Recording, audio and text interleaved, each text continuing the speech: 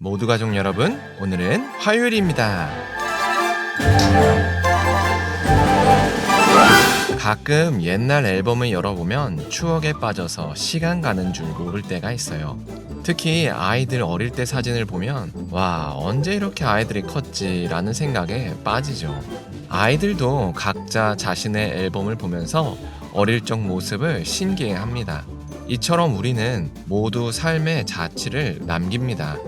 그런데 신앙생활에도 그런 게 있다는 사실을 아시나요? 오늘 본문이 이에 대해서 말해주죠. 그래서 오늘 묵상을 잘 들어보시면 우리가 하나님 안에서 무엇을 남겨야 하는지를 아실 수 있을 거예요. 그러면 오늘도 묵상에 잘 참여해 주시고요. 꼭 댓글로 무엇을 느꼈는지를 나눠주세요. 그리고 이 묵상을 나눴으면 하는 사람에게 공유해 주시고요. 오늘도 좋아요와 구독 잊지 말아주세요. 아셨죠? 그러면 오늘 본문인 사무엘하 5장 듣고 올게요.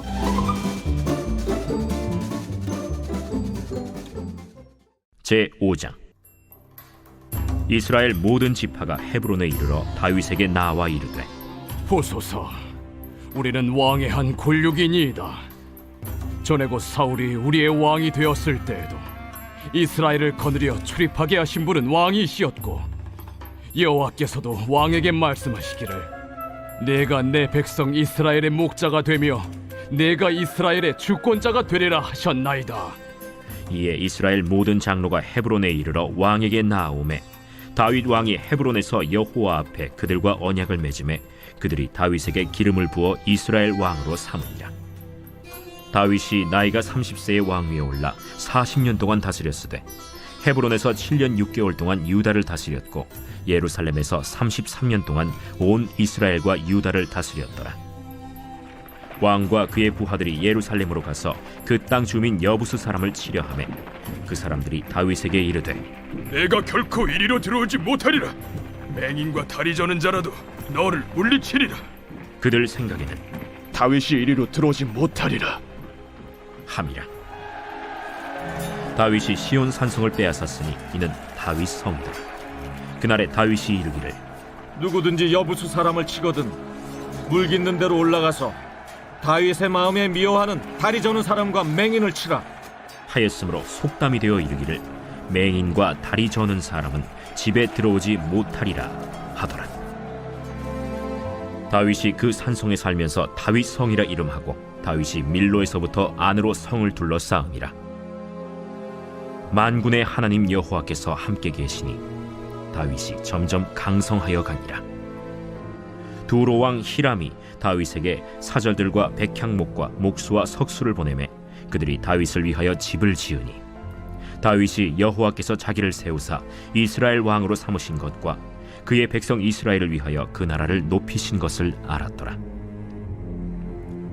다윗이 헤브론에서 올라온 후에 예루살렘에서 처첩들을 더 두었으므로 아들과 딸들이 또 다윗에게서 나니 예루살렘에서 그에게서 난 자들의 이름은 삼무아와 소박과 나단과 솔로몬과 이팔과 엘리수아와 네벡과 야비아와 엘리사마와 엘리아다와 엘리벨렛이었더라.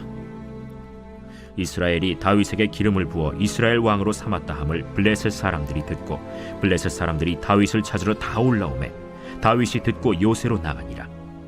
블레셋 사람들이 이미 이르러 르바임 골짜기에 가득한지라. 다윗이 여호와께 여쭈어 이르되, 내가 블레셋 사람에게로 올라가리이까 여호와께서 그들을 내 손에 넘기시겠나이까? 올라가라. 내가 반드시 블레셋 사람을 내 손에 넘기리라 하신지라. 다윗이 바알브라심에 이르러 거기서 그들을 치고 여호와께서 물을 흩음같이 내 앞에서 내 대적을 흩으셨다. 함으로 그곳 이름을 바알브라심이라 부르니라. 거기서 블레셋 사람들이 그들의 우상을 버렸으므로 다윗과 그의 부하들이 치우니라. 블레셋 사람들이 다시 올라와서 르바임 골짜기에 가득한지라. 다윗이 여호와께 여쭈니 이르시되, 올라가지 말고 그들 뒤로 돌아서 뽕나무 숲을 맞은편에서 그들을 기습하되 뽕나무 꼭대기에서 걸음 걷는 소리가 들리거든 곧 공격하라. 그때에 여호와가 너보다 앞서 나아가서 블레셋 군대를 치리라 하신지라. 이에 다윗이 여호와의 명령대로 행하여 블레셋 사람을 쳐서 게바에서 겟셀까지 이르니라. 오늘 본문은 다윗의 업적 모음집입니다. 총 3가지 업적을 보여줍니다. 첫 번째로 다윗이 이스라엘의 왕이 된 사건입니다. 이스보셋이 죽자 이스라엘 장로들이 다윗을 먼저 찾아옵니다. 그리고 다윗에게 자신들의 왕이 되어달라고 부탁합니다. 그렇게 다윗은 유다 지파뿐만 아니라 전 이스라엘의 왕이 됩니다. 그리고 두 번째 업적은 수도 이전입니다. 다윗은 사울을 따르던 이스라엘 장로들을 소외시키지 않았습니다. 그래서 헤브론의 수도를 예루살렘으로 천도합니다. 예루살렘은 모세의 땅 분배 기준에 따르면 유다 지파 땅이었습니다. 그러면서도 헤브론보다는 북쪽에 있었습니다. 그래서 이스라엘 전체의 중심이 될 수 있었습니다. 그리고 아직 정복되지 않은 땅이어서 이스라엘에게도 유다에게도 중립적인 땅이었죠. 또한 산 꼭대기에 있어서 천혜의 요새였습니다. 이렇게 좋은 이점이 있는데도 가장 큰 문제는 정복할 수 있느냐였습니다. 그래서 여부스 사람들도 감히 다윗이 자신들의 성을 뺏지 못할 거라고 생각했습니다.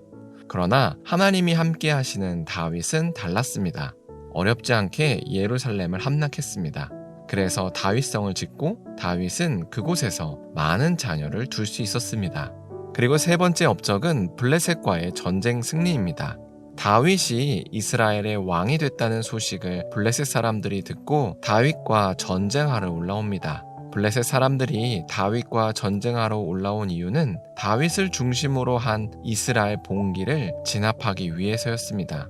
다윗이 이스라엘 왕으로 세워지기 전에는 이스라엘은 명목상 블레셋의 속국이었습니다. 사울이 블레셋과의 전쟁에서 패하면서 이스라엘이 블레셋의 속국으로 전락했기 때문입니다. 그래서 다윗이 이스라엘의 왕이 됐다는 건 블레셋에게 독립을 선언한 것입니다. 그래서 블레셋은 다윗이 군사적으로 강성해지기 전에 다윗을 치러 올라왔습니다. 하지만 젊지만 노련한 왕이었던 다윗은 전혀 당황하지 않았습니다. 다만 하나님의 뜻을 물었을 뿐입니다. 그러자 하나님은 아주 세세하게 전략을 알려주십니다.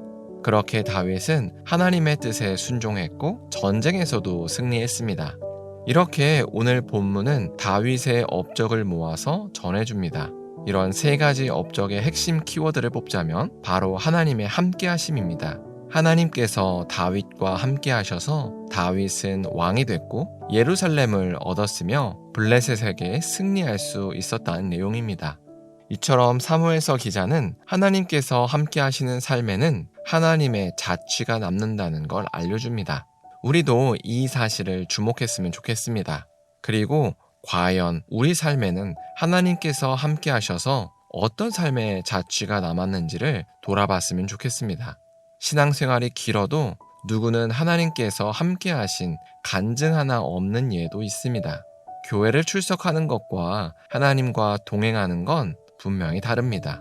그래서 우리가 오늘 하루를 살 때 과연 우리는 하나님과 동행하는 삶을 살고 있는지를 돌아봤으면 좋겠습니다. 그래서 만약 하나님과 동행하고 있다라고 생각이 들지 않는다면 지금이라도 늦지 않았습니다. 우리가 하나님을 위해서 삶을 드렸을 때 하나님은 반드시 우리와 함께 하신다는 것을 보여주실 겁니다. 그래서 남은 삶을 하나님과 함께한 동행의 삶으로 채웠으면 좋겠습니다. 기도하겠습니다. 사랑의 하나님, 오늘 다윗의 업적을 통해서 우리가 무엇을 남겨야 하는지를 나누었습니다.